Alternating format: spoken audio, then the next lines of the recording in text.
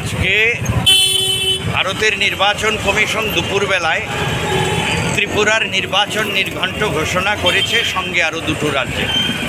আমাদের রাজ্যের ভোট 16ই ফেব্রুয়ারি।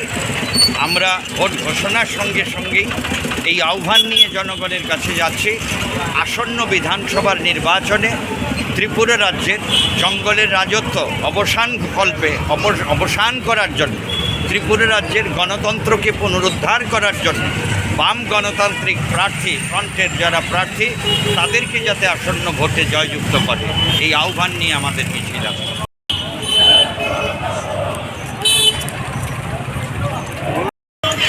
জয় করো, জয় করো, জয় করো,